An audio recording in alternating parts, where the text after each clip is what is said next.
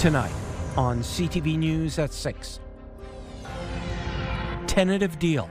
Transit workers in Timmins have reached a contract with the city.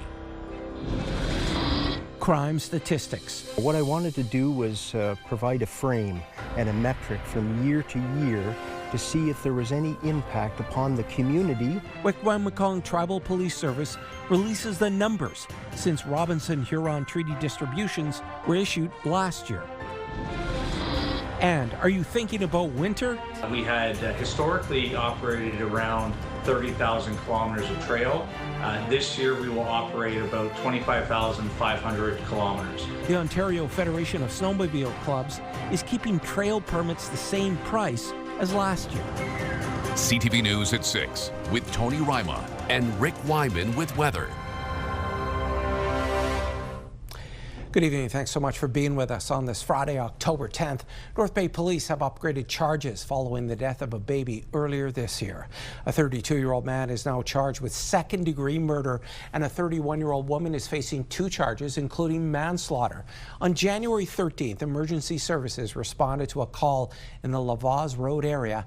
A 3-month-old child was in medical distress. The baby died 6 days later. A 40-year-old is charged with sexual assault and forcible confinement after an incident at the Algoma Treatment and Remand Center in Sault Ste. Marie this summer. Police say they were called July 9th after reports an employee had allegedly sexually assaulted inmates at the facility. The investigation found 2 victims were sexually assaulted on multiple occasions. One of the victims was also forcibly confined during one of the incidents. 2 men are now in police custody in connection to a homicide investigation on Ganoogaming First Nation in northwestern Ontario.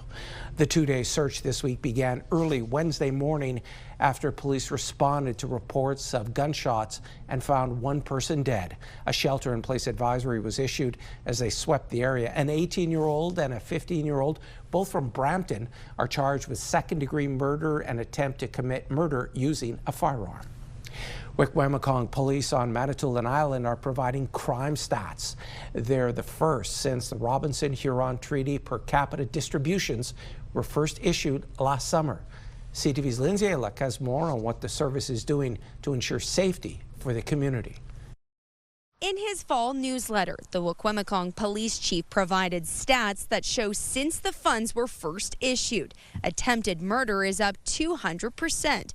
Abduction is up 100%, drug possession is up 81%, and more. What I wanted to do was provide a frame and a metric from year to year to see if there was any impact upon the community, the citizens here, and on the police service. He says the stats are the results of the service building capacity. We can't just say that we've attended and responded to all these calls, but we've been proactively with our community drug strategy, with our information situation tables that we've created, offender management program. We've initiated those things right here in the community. And what I find is they're having a drastic impact. Ogama Tim Amanika says they knew the funds were going to be very impactful in the community, and as leadership, they tried to prepare as much as they could before. We were aware of how much it may, but not really aware of how much it was really going to impact our community. I'm very proud of our First Nation police force, our Wiki Tribal Police, for them doing all the work that they have to do, and it was because of that additional source funding that we got from the government for a 10-year police agreement, which allows them to build the capacity to ensure that they are protecting our First Nation community to combat illicit drugs and the crime rates that are increasing. The funding has allowed the service to double its officers to 30, and they're not done yet. The hope is to have up to 50 officers and civilian staff hired in the near future. We need the full support of our community and our community leadership, and we have that. And we're working towards achieving great things in the times to come. Janak says the increases are not just statistics. They represent the challenges families are facing, the risks that youth are encountering, and the pressures that ripple across Wikwemekong. Lindsay Alick, CTV News, Sudbury. There is movement in the labor dispute between the Timmins transit staff and the city. Following negotiations, the City of Timmins and CUPE Local 1544 have reached a second tentative agreement. Members must still vote on ratification. If that happens, the deal will then be sent to City Council for approval. Timmins Transit Service has been halted since the workers went on strike September 29th. Service will resume once the contract is finalized. The union representing striking postal workers is backing down on a nationwide strike, saying they will get parcels and mail moving again while it fights for a good collective agreement. The Canadian Union of Postal Workers announced last night that they will shift to rotating strikes from an across-the-board work stoppage. A full strike began 2 weeks ago after the federal government announced sweeping changes to the Canada Post mandate, which would allow the Crown Corporation to overhaul its service. Mail delivery will resume next week. The North Bay Mattawa Conservation Authority has issued an advisory about low water level conditions across the watershed. It says it's upgrading to level 2 conditions after stream flow across the watershed has continued to measure low. Level 2 means a potentially serious water supply problem based on precipitation and stream flow criteria. The Conservation Authority says it will continue to monitor the conditions but warn of submerged hazards being closer to the surface in some areas. Residents are encouraged to reduce water consumption. Provincial police and their municipal counterparts have been working to encourage businesses and residents to register their security cameras as part of their database. The program is called CamSafe. It's a resource police can use when investigating crime or other offenses. Only police have access to the database. It provides a map of the area where there are registered addresses. It allows officers a way to examine camera footage by requesting it from the property owner. Police call the database a tool helping to reduce time and resources. This is an advanced neighborhood watch. We're able to geofence an area and reach out to the registrants to see if they have any footage that captures the incidents that we're investigating. Not only that, when we're canvassing, it takes up a lot of time and labor hours. Think of a missing person. If we have a missing person in an area like Birchhaven and we don't know where they went, we can quickly look at and reach out to the database, look for people that may have cameras and get that information to us quickly. And at least it gives us a direction of travel. Interested community members are only required to provide basic contact information and camera location. The United Chiefs and Councils of Manitoulin Police has its first ever Deputy Chief of Police. Effective next Tuesday, Dan DePazzi will take on the newly created role, working alongside Chief James Killeen. DePazzi comes from the Greater Sudbury Police Service, where he's worked for the past 27 years, including as the Divisional Commander of the Community Safety and Wellbeing Division. Some sad news from Sault Ste. Marie now. Longtime Huron Superior Catholic District School Board trustee and former City Councillor Gary Trembinski has died. Trembinski was a trustee for 11 years and also served as board chair. He was a founding member of the Queen Street Cruise. Trembinski also served on Sioux City Council in the 80s and 90s. Gary Trembinski was 68 years old. Now to the weather. Some people are traveling, others are maybe heading to a pumpkin patch. What's the weather going to be like? With more on that, here's CTV's Rick Wyman. Tony, the pumpkin patch weather, not so good tonight with showers, 10 to 15 millimeters of rain in some areas, and of course 10 to 20 in others. So there will be rain this evening, so the pumpkin patch will have to wait this weekend. Our systems map, things will clear after tonight, after we get the rain. Chance of rain and of course drizzle for tomorrow. Then things will change and get a little bit better for Sunday and heading into holiday Monday. So we'll talk about that, some current temperatures, and your tip from your friendly arborist about what climate change is doing to trees here in the north. Back to you. Thanks so much for that, Rick. Hiking in Sudbury is about to get a whole lot easier. Today, the Rainbow Routes Association shared details about its updated trail map with new features like trail difficulty, parking information, and washroom accessibility. CTV's Amanda Hicks reports. The Rainbow Routes Association shares details about its new trail guide. It's the group's first update in a decade. The old map featured 28 trails, while the new guide charts more than 40, including paths like the Jerry Montpellier Trail and the Big Nickel Trail. I think it's going to bring people together and realizing, like, what have you completed, what have you done, and even our social media, when we've been focusing on Trail of the Week since we've been working through updates. We've had many people say, oh, I had no idea that the Hillfield Trail was right there in Lively. It's right in my backyard. I've never used it. So really just educating the community members to say you're a stone's throw away from your local trail. The new system includes features like trail difficulty, address, accessibility level, even details about local wildlife. We really wanted to show the community what trails were easier and what trails were harder, just so you could kind of plan your route.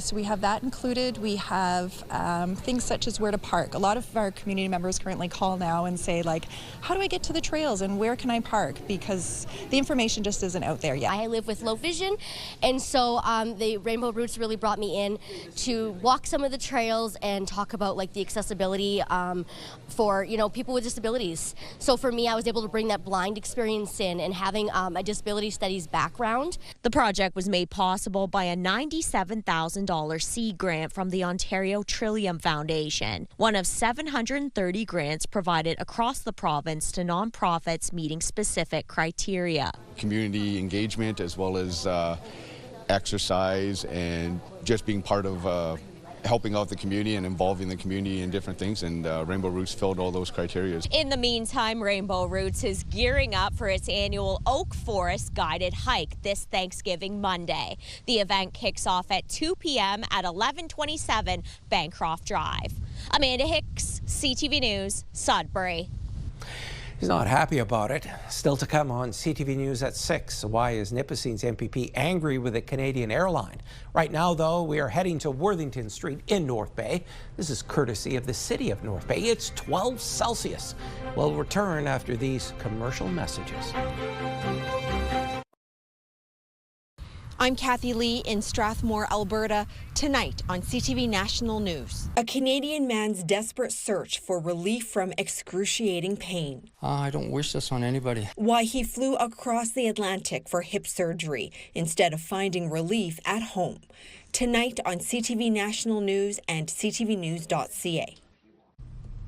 Nipissing MPP Vic Fideli is railing against Air Canada's decision to pull all flights in and out of North Bay's Jack Garland Airport. Expressing his disappointment with the airline, Fideli stated the importance of having quality air service to a city like North Bay. Last month, Air Canada announced it was pulling all service out of the city at the end of January, citing commercial viability reasons. Fideli says Air Canada has a shortage of pilots and flight attendants, while at the same time not offering the right kind of service. It's a self-fulfilling prophecy. You need a morning flight and an evening flight to be able to have the system work. They have a noon flight out of Toronto and a 1 o'clock flight out of North Bay. It makes no sense. No, it's no surprise that their loads are so small. Put 2 flights back on; those flights were always packed. Fideli adds that officials at the North Bay Airport are trying to find a replacement airline for Air Canada. The Ontario government is providing a couple $1 million to create internship and work experience for job seekers across Nipissing.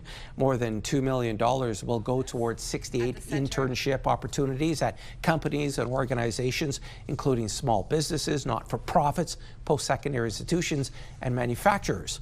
One of the placements to be funded will be for a scheduler at Metricaid, a doctor scheduling technology firm managed in North Bay.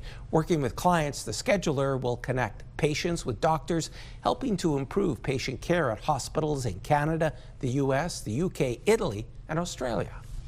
So we want to make sure that physicians, when they're scheduled, are scheduled in a way that it fits the needs of the department, but it also really is meeting the needs of the physicians. That's hugely impactful because it takes that stress off of those physicians. Funding is through the Northern Ontario Heritage Fund's Workforce Development Program, which helps new workers who may be changing careers or are unemployed or underemployed. The Ontario Federation of Snowmobile Clubs opened permit purchases this October for the upcoming season, and it'll be at the same price as last year. CTV's Madison Merrier has the story. According to OFSC, expenses have increased from around $17 million in 2021 to around $27 million in 2025. We had historically operated around 30,000 kilometers of trail. This year we will operate about 25,500 kilometers. And what that will mean is we're looking at removing trails that have historically been unavailable to permit buyers. Trails all over Ontario have been condensed, but in Sudbury's district, around 150 to 200 kilometers have been removed across 10 clubs in the region. We're trying to concentrate our permit dollars and permit revenue into the trails that are most frequently ridden. It was handpicked of ones that the ridership weren't using as much or other factors, but so we're down to about 1,500 kilometers now. Erkmeyer says that the biggest expense to the volunteer operation is the cost of materials like steel and trail maintenance. Last year, they groomed over 750,000 kilometers. I think the grooming's actually going to be better this year coming up because we can put our efforts into the trails that really matter and the ones that have the most ridership. So I think overall, it's going to be a more positive experience for the rider.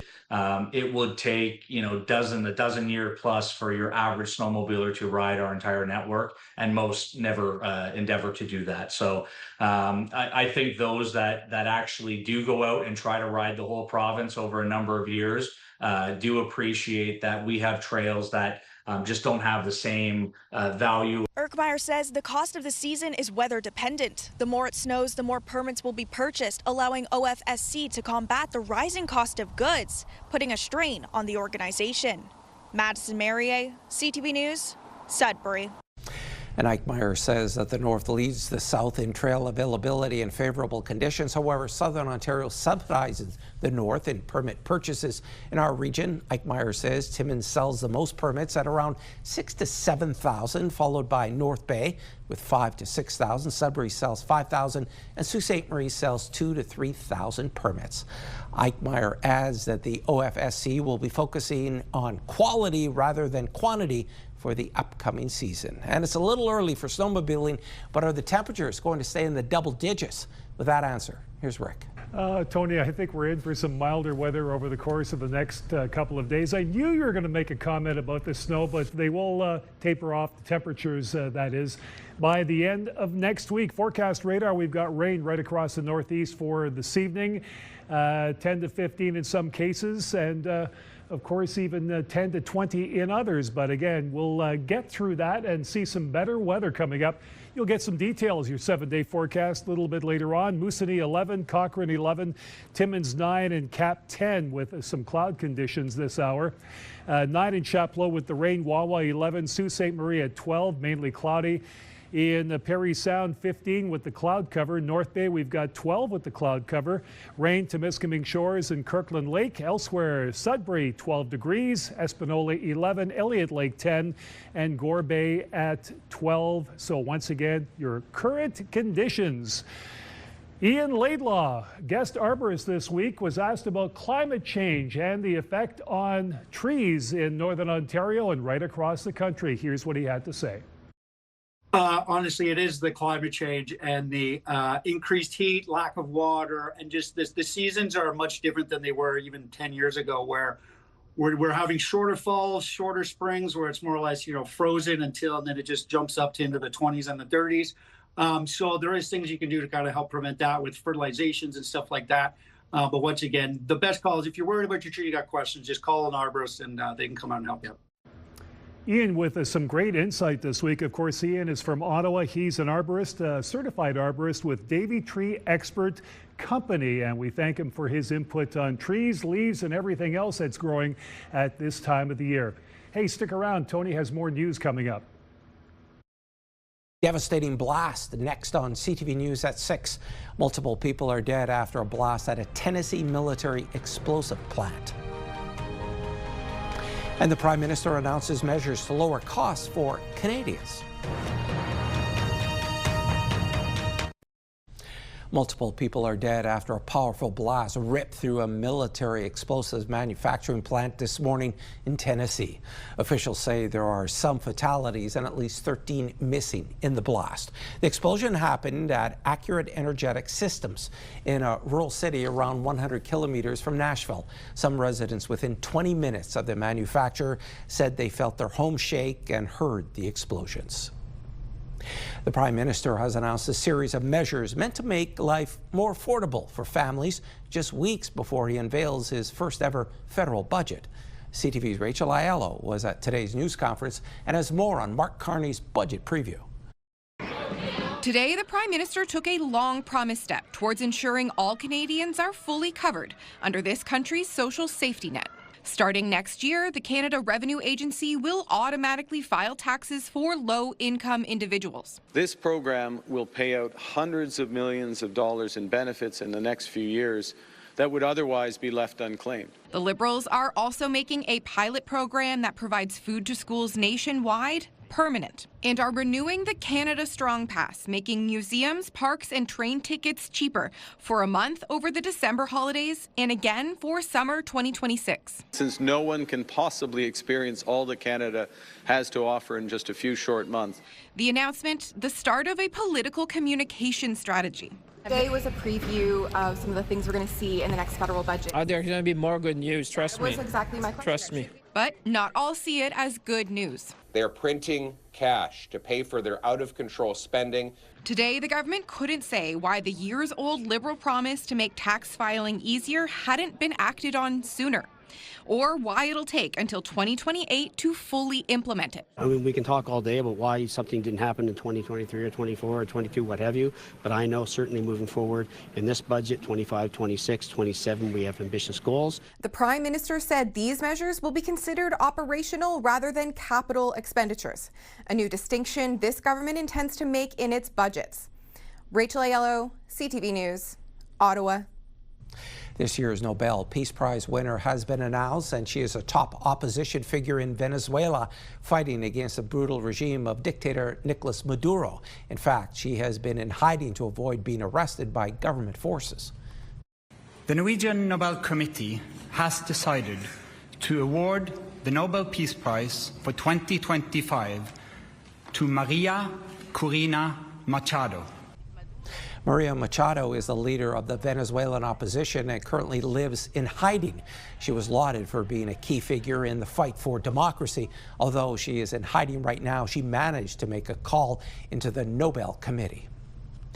Prince William fought back tears in a video released for World Mental Health Day as he discussed the impact of suicide with Rianne Mannings, a woman whose husband took his own life. The best way to prevent suicide is to talk about it. Talk about it early, talk about it with your loved ones, those you trust, your friends. So thank you for talking about it. William was visibly emotional at points in the video, asking Mannings what she would have said to her husband if given the chance. William first met Mannings in 2017 as part of a mental health campaign that he started with his wife Catherine and Prince Harry. A new survey has estimated the economic impact of arthritis on the Canadian economy.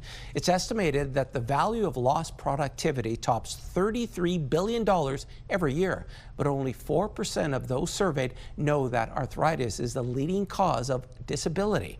We get more from CTV's Pauline Chan.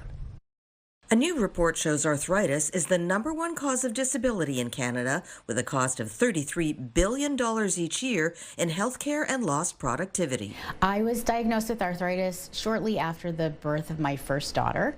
I was about 32 years old. Diana Gazdar is among the 85% of patients whose ability to work is affected by her rheumatoid arthritis. 65% say their workplace does not provide any support, but Diana is among the lucky 24% who do get accommodations. She has an adjustable desk. And when she has severe flare-ups, about 2 or 3 times a year, she's able to work from home or just take time to recover. That feeling of fatigue, though, is the one that I think is the hardest for me. Those are days where I just can't work for a couple days. It's so misunderstood, arthritis. It's viewed as an older person's disease. It's viewed as just wear and tear, inevitable. And that is not true. It's a really complex disease. There's over 100 types. Some 6 million Canadians suffer from arthritis, with osteoarthritis affecting 4 million. Gout is very well known, but probably people don't realize that it's a form of arthritis. There are Raynaud's disease, is where the circulation, toes and fingers. Ankylosing spondylitis is another one where people have back pain. That can take a decade before they even get a diagnosis. And healthcare is a huge cost. 99% of knee replacements are due to arthritis. Most hip replacements are due to arthritis. That means surgery, hospitalizations, rehab, and expensive drugs, especially for the autoimmune forms of arthritis. Their message for World Arthritis Day on October 12th? It's not just about productivity loss, it's just quality of life for most people. Let's think about arthritis as a driver for productivity, and let's help workers stay working. Pauline Chan, CTV News. And there's more news still ahead, but first, here's your full weather forecast with Rick. Okay, Tony, the weekend finally here. A lot of people doing some traveling earlier today, this evening, tomorrow, and so on, even Sunday, Monday, going to and from places. Forecast not all that bad for the weekend compared to what we learned earlier this week from Environment Canada. Forecast radar, we've got some rain in the forecast for this evening, some rain at times heavy, but again, we'll get rid of that. Take a look at early Sunday, even Sunday around 9 o'clock as you're getting up. And again, not a bad day, even on Monday for the most part, no rain. Overnight, Greater Sudbury 10 to 15 millimeters, Sault Ste. Marie 10 to 15, Timmins 10 to 20. Temiskaming Shores 10 to 15, and showers drizzle in North Bay. Meanwhile, in Moosonee, chance of showers drizzle in Caphurst, Wawa, risk of a thunderstorm, more of the same, Gore Bay, and showers in Parry Sound. Even your temperatures are tolerable. Sudbury, Nickel Belt, chance of drizzle and showers tomorrow, sun and cloud Sunday. Monday, no rain, sun and cloud. Tuesday, Wednesday, chance of showers. And Thursday, sun and cloud. Take a look at the temperatures. We go from 15, 16, 13, back down to 9 and to 10. Meanwhile, in Sault Ste. Marie, Algoma, chance of showers and drizzle, sun and cloud. Chance of showers for a couple of days. Sorry about Monday on the holiday. Wednesday, Thursday, sun and cloud, and the temperatures will drop from 15, 17, 16, back down to 10, then back up to 11 and 14. So again, we'll have a drop in temperature. Then by the end of next week, it gets warmer. Tomorrow in Timmins, Cochrane Campus, Casing, showers and drizzle, then some sun and cloud Sunday. For holiday Monday, sun and cloud. Tuesday, chance of showers. Wednesday, Thursday, cloudy skies, 8 and 9. That is below normal. Take a look at the evening temperatures. A couple of goose eggs here, and +1 on Thursday evening. Temiskaming Shores and Kirkland Lake, chance of showers, drizzle tomorrow, 15. Sunday, we've got some sun and cloud. No rain Monday, sun and cloud. Tuesday, Wednesday, chance of showers, both days at 30%, 12, 9, then back up to 10 on Thursday with the sun and cloud. Again, those temperatures, at least for a couple of days, below normal. And a look at North Bay, West Nipissing, chance of showers, drizzle tomorrow, some sun and cloud on Sunday. No rain in the forecast for Thanksgiving Monday. Tuesday, Wednesday, chance of showers both days at 30%. 14 and 8 your daytime highs. Even the evenings are cool, 2 and +1, and even 3 for next Thursday. Thursday, sun and cloud with a high of 10. Let's have a gander. Can I use that word tonight? Let's have a look at the pick of the day for this evening. Courtesy of Jeanette Mulligan, Agnew Lake on the Spanish River. This was taken a couple of days ago. Sorry, Jeanette, took me a while to get around to. A lot of great picks this week, but again, the changing of the colors off the water, the cloud cover, and what have you. Thanks for ending the week on a rather positive note. We'll be back with more of your picks next week. Stick around. Tony has more news after the break. We are on the eve of Thanksgiving long weekend, and many families are ready to share a meal together and also give thanks. But what about those who are less fortunate? The Elgin Street Mission in Sudbury is set to host its Hope on a Plate dinner on Monday. And to tell us more, the director of the Elgin Street Mission, Reverend Amanda Labreche, now joins us from Sudbury. Hi there, Amanda. Hi, Tony. Thanks for having me. How are preparations coming along for the Monday meal? Excellent. Again, the Sudbury community is generous. And we've received turkeys and stuffing and cranberry sauce and all the fixings for a wonderful Thanksgiving meal. I'm wondering, do you have enough volunteers? Do you have enough staff to host the gathering? Absolutely. Again, You know, Sudbury is a great place to live. We have, on our roster, we have about 354 volunteers that make everything happen. And we have a wonderful team coming in Monday night to serve a fantastic dinner. And that leads perfectly into my next question. How many people are you expecting? We serve usually between 200 and 250 for dinner alone. So we are expecting about that much come Monday. We also have music happening and some special things happening as well Monday night. Are the clients homeless, or maybe they don't have family in Sudbury? Who usually attends the dinner?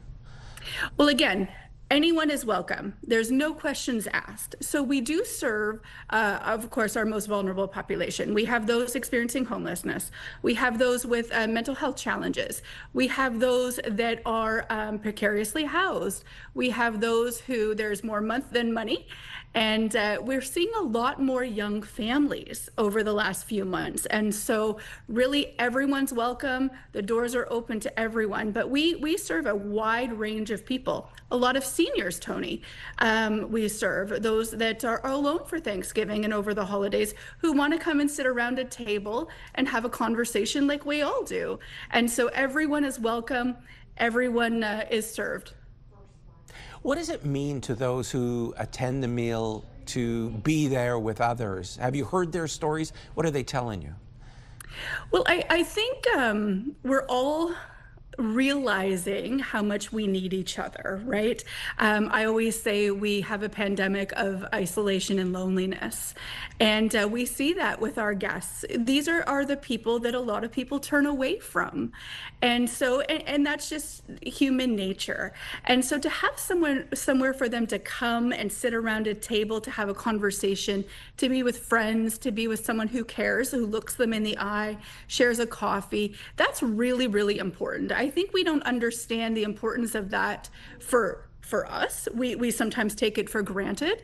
And for those who are alone a great portion of the time, it means more than I think we can ever understand. Amanda, thanks so much for your time. Really appreciate it. Thank you. Amanda LaBrush was our guest, and to learn more about Hope on a Plate, head to themission.ca. Professional Women's Hockey League still ahead on CTV News at 6. Rick Wyman talks with Sudbury's Tessa Bonhomme about the new league taking off.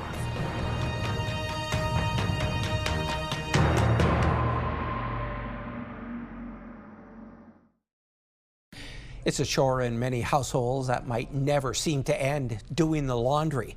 And it's not only time consuming, it can also be expensive. From thousands of liters of water to the electricity bill and detergent, the laundry bill can really add up. But there are ways to save money. CTV's Pat Foran has details. In some households, it may seem as though the loads of laundry will never end, and sorting, washing, and folding clothes takes time and money.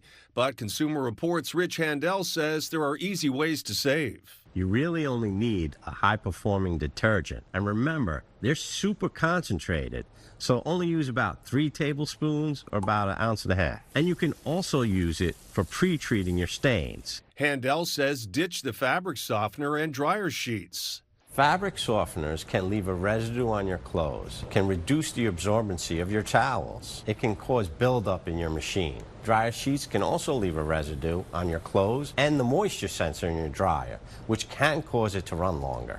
Next, skip the hot water. Nearly 90% of your washer's energy use goes towards heating it. Cold water can also keep colors brighter and prevent shrinking.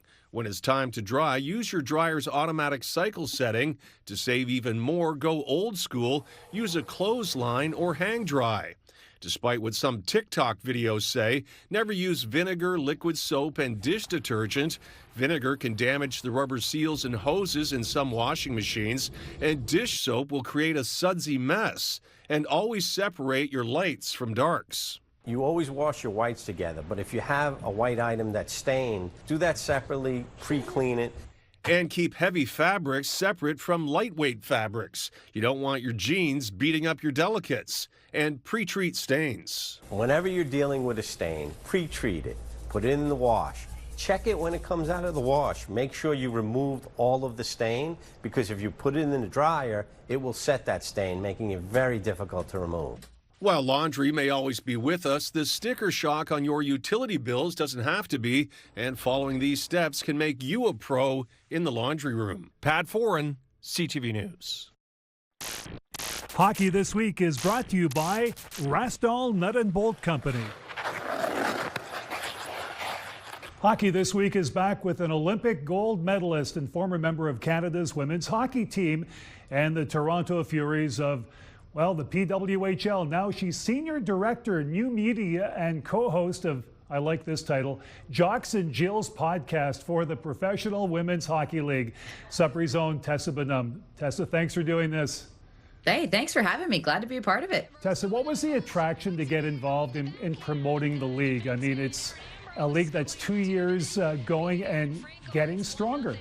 You know, it was a moment in time in my career and in my personal life as well, where maybe a change could have been made. I had great opportunities at TSN to grow as a broadcaster. So when the opportunity came around, you know, to lend my voice, my experience and help grow players in it, and even the coaches and the front office staff, it just felt like a perfect fit. Okay, so are you surprised at the reaction after 2 seasons and the growth and the fans?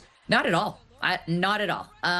Just because it's been so many years. Gosh, if I go back 20 years, let's say, you know, after World Championships, after the Olympics, people would often ask, where can we find all of you more? I want my daughter to come watch you play. How do we get to some games? Where is everybody playing? Where do you train? That kind of stuff. So the interest and the appetite was always there. It was just a matter of, you know, having a league put in place with the proper financial backing, getting a proper marketing team in place. Now it's just a matter of, you know, growing the game at the right pace and capitalizing on the interest and excitement that surrounds the league. Okay, now the league has expanded after just 2 seasons to Vancouver and Seattle, which makes a lot of sense. They're key Western hockey cities. So what are you looking at long term? Honestly, those cities to me just made so much sense. Geographically, for, you know, broadcast rights, especially south of the border, that's where a lot of the money comes for all of these leagues. I think that those two, I actually got to go to both of the Takeover Tour games that they hosted in those cities, and it was wild. The appetite for the game there. I mean, these 2 cities could have had teams, you know, at the drop of the hat. You know, there is an appetite, there is a hunger, there is an excitement around the league, and if you continue to build on that, only great things can happen. What can you tell aspiring players about possibly playing in this league one day? And you say possibly, I say possible. It's very possible for a lot of young ladies. Just have fun in the game as long as you can is all I got to say, and play a lot of different sports. But to aspire to be a professional women's hockey player is something that not a lot of us got to do as a young kid. So this is a privilege now. I like that. Tessa Bonham, happy Thanksgiving. Thank you for doing this. Right back to you. Thanks for having me. I hope you guys have a great weekend. Oh, we will. Don't forget, Hockey This Week returns in 7 days with more. Only one game last night in the Northern Ontario Junior Hockey League. The Sudbury Cubs faced off against the Hearst Lumberjacks. Lumberjacks coming into the game fast and furious with a 4-goal lead in the first period alone. Hearst hangs on for the win against the Cubs. Final score 6-2. In the lone NOJHL game this evening, it's a battle of Sault Ste. Marie. The Sault Michigan Eagles are hosting the Sault Thunderbirds. Game time is 7:30. All of the Northern OHL teams are in action tonight. Sudbury Wolves are on the road where they're hoping to score their first win of the season against the Brantford Bulldogs. The North Bay Battalion are in Guelph to face off against the Storm. Both those games are 7 o'clock starts, and the Sault Greyhounds will get to spend their Friday night at home. They play the Kitchener Rangers at 7:07. It's a sure sign snow is just around the corner, not to mention winter and the holidays. Last night, CPKC unveiled its schedule for the annual holiday train. The festive tradition raises funds and non-perishable items for food banks across the country. It will enter our region November 30th. It'll move into the Parry Sound area November 30th, ending that night in Sudbury on December 1st. The train will take off from Cartier, making its way through Chapleau and ending the day in White River. Then on December 2nd, the holiday train will leave from Pic Mobert before moving into the northwest. Movie and music news now. Here's David Daniel with the Hollywood Report. Elton John's Captain Fantastic and the Brown Dirt Cowboy is getting a 50th anniversary reissue. The special edition of the chart-topping album is due out October 24th on LP, CD, and digital. You are in all the music I've ever heard. Friends aren't supposed to say I love you to each other. No one knows us like we do. No one gets this. Dear Luke, Love Me features themes not often seen in big screen love stories, including queer platonic love, emotional intimacy beyond romance, asexuality, and identity exploration. It's the directorial debut of Guillermo Diaz from TV's Scandal. Dear Luke, Love Me debuts on Apple TV Plus Friday. In Hollywood, I'm David Daniel.